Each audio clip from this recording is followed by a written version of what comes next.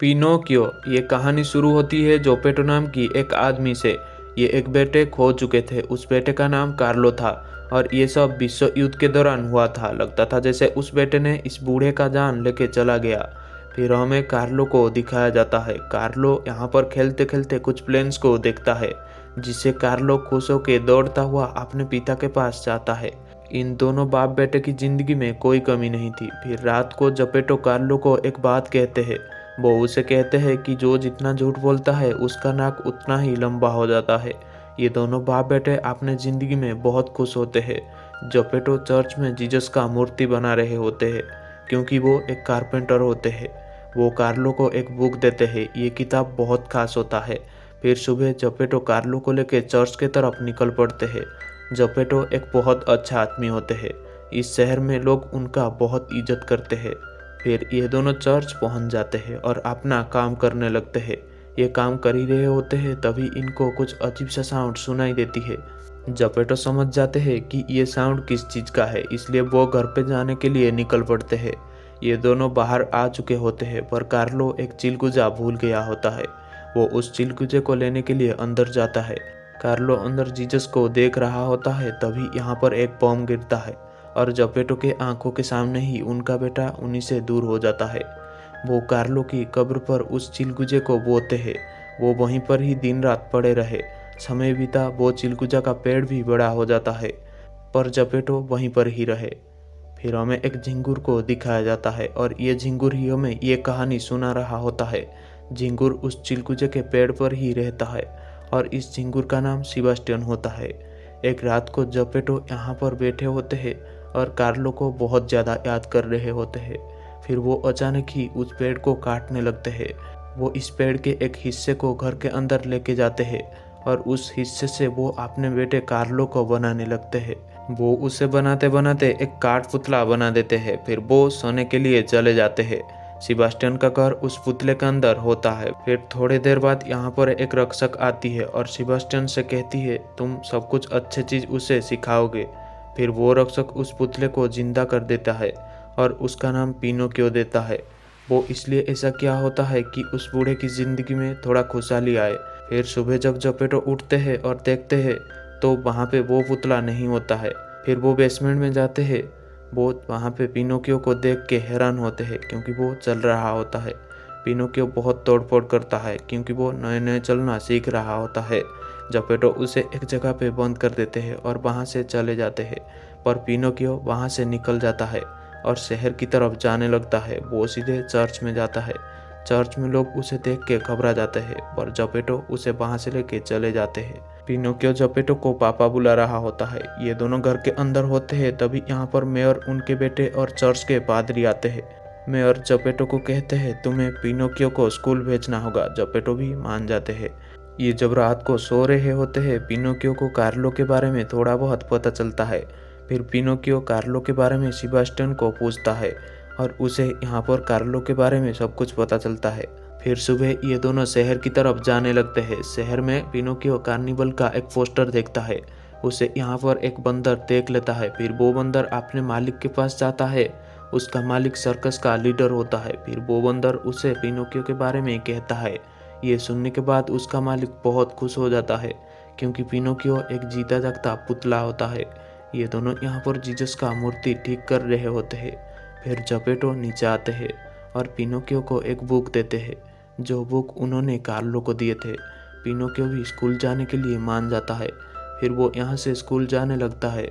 वो स्कूल के अंदर जाने वाला होता है, पर तभी यहाँ पर वो सर्कस का मालिक आ जाता है और उसे अपने साथ जाने के लिए कहता है, पर पिनोकियो उसे मना कर देता है।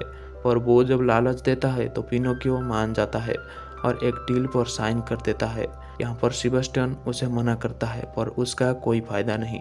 फिर हमें जोपेटो को दिखाया जाता है। उसके पास मेयर आते हैं और उसे पिनोकियो स्कूल ना जाने का कारण पूछते हैं। फिर हमें पिनोकियो को दिखाया जाता है। उसके पास सर्कस का मालिक आता है और उसे वहाँ से स्टेज पे लेके चला जाता है। पिनोकियो यहाँ पर बहुत अच्छा परफॉर्मेंस देता है, जिसे सभी बच्चे उससे पसंद करने लगते हैं। यहाँ पर जोपेटो भी उसे ढूंढ रहे होते हैं। उन्हें पता चलता है कि पिनोकियो कार्निवल में है। फिर वो वहाँ पर पहुँच जाते हैं और उसे वहाँ से घर ला रहे होते हैं, पर तभी सर्कस का मालिक उनसे पिनोकियो को छीनने लगता है। इन दोनों की मुठभेड़ में पिनोकियो का एक्सीडेंट हो जाता है। यहाँ पर पिनोकियो का डेथ हो जाता है। अब हमें पिनोकियो को एक अलग जगह पर दिखाया जाता है। पिनोकियो को यहाँ पर पता चलता है कि वो मर चुका है, लेकिन उसे यहाँ पर और एक बात पता चलता है कि वो फिर से जिंदा हो सकता है और वो कभी मर नहीं सकता। फिर हमें पिनोकियो को हॉस्पिटल पे दिखाया जाता है। वो यहाँ पर जिंदा हो जाता है, पर मेयर उसे फौज में भर्ती करने के लिए कहते हैं और वो सर्कस वाला आदमी जपेटो से 1 करोड़ मांगता है क्योंकि उसके पास वो कागजात होते हैं। पर जपेटो यहाँ से पिनोकियो को लेके चले जाते हैं। वो रास्ते में पिनोकियो को बहुत ज़्यादा डांटते हैं क्योंकि वो पिनोकियो से परेशान हो चुके होते हैं। जपेटो पिनोकियो से बोलते हैं, तुम मेरे लिए एक बोझ हो, और पिनोकियो को ये बात बिल्कुल भी अच्छा नहीं लगता है। वो रात को ये डिसाइड करता है कि वो फिर से उस सर्कस पे चला जाएगा, और ऐसा होता भी है।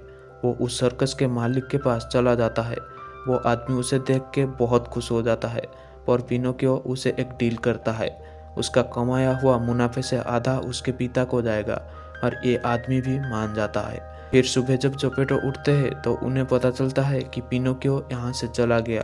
फिर वो जब वहाँ पे जाते हैं तो वहाँ पे कोई नहीं होता, वहाँ से सब चले गए होते हैं। लेकिन वो हिम्मत नहीं हारते। वो उनके बेटे को ढूंढने के लिए निकल पड़ते हैं। यहाँ पर पिनोकियो को सब लोग प्यार करने लगते हैं और पिनोकियो बहुत जल्द फेमस हो जाता है। ये लोग अलग अलग जगह पर अपना शो कर रहे होते हैं। जपेटो भी पिनोकियो को ढूंढ रहे होते हैं। पिनोकियो उन्हें बहुत मिस कर रहा होता है। अब इनका शो कतानिया में होता है। पिनोकियो उस वजीर से पूछता है, क्या तुम मेरे पापा को पैसे भेज रहे हो? वजीर उसे हाँ कर देता है। यहाँ पर जपेटो एक आदमी के पास जाते हैं और उसे कतानिया ले जाने के लिए कहते हैं, पर वो आदमी मना कर देता है। जपेटो जब बहुत ज़्यादा रिक्वेस्ट करते हैं तो ये जाने के लिए मान जाता है। पिनोकियो को वजीर बहुत प्रैक्टिस करवा रहा होता है। वो उसे थोड़ा रेस्ट करने के लिए टाइम भी नहीं देता है। जब वजीर यहाँ से जाता है तो वो बंदर उसे कह देता है कि वजीर तुम्हारे पापा को पैसा नहीं भेजते हैं, पर यह बात वजीर सुन लेता है। ये लोग समंदर में सफ़र कर रहे होते हैं, लेकिन तभी इनके सामने एक दैत्यनुमा जानवर आ जाता है और वो इनको निगल लेता है। फिर हमें पिनोकियो को दिखाया जाता है। वो देखता है वजीर उस बंदर को बहुत ज़्यादा मार रहा होता है, पर पिनोकियो उसे रोकता है। पिनोकियो को ये बात बहुत बुरा लगता है। फिर कतानिया में इनका शो शुरू हो जाता है। यहाँ पर इनके शो देखने के लिए एक बहुत अमीर आदमी आया होता है। पिनोकियो यहाँ पर अपना परफॉर्मेंस देता है, पर इस बार वो बहुत घटिया हरकत करता है, जिससे उस आदमी को बहुत ज़्यादा गुस्सा आ जाता है और वो पिनोकियो को मार देते हैं। पिनोकियो फिर से उस जगह पे चला जाता है और उसे फिर से जिंदा कर देते हैं, क्योंकि पिनोकियो मर नहीं सकता। इस बार पिनोकियो सोल्जर की गाड़ी पे होता है, जहाँ पे मेयर और उनका बेटा भी होते हैं। मेयर उसे युद्ध में लड़ने के लिए आर्मी कैंप तक लेके चले जाते हैं। यहाँ पर उसके साथ और भी बच्चे होते हैं।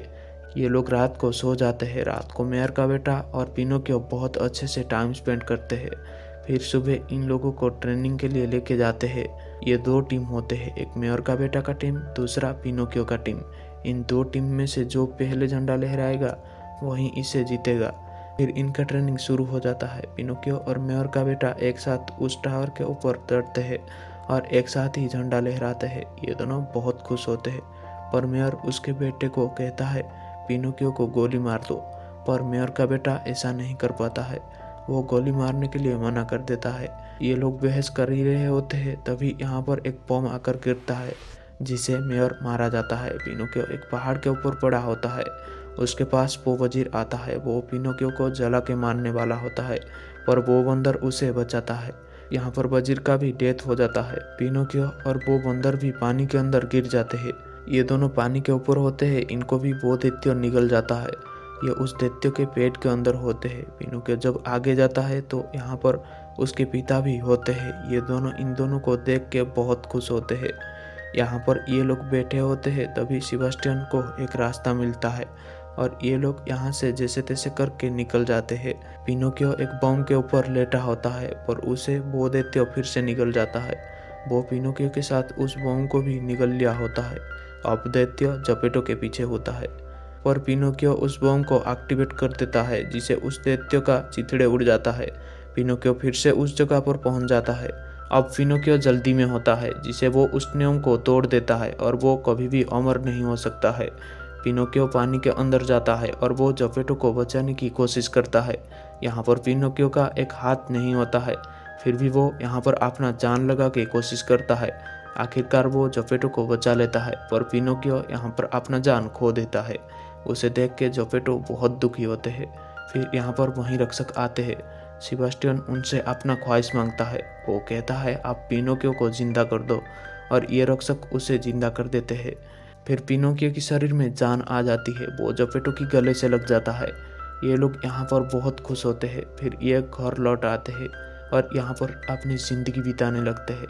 जपेटो का समय बीता और एक दिन वो गुजर गए, और सेबास्टियन भी। ऐसे करके उसके सारे दोस्त उससे गुजर जाते हैं।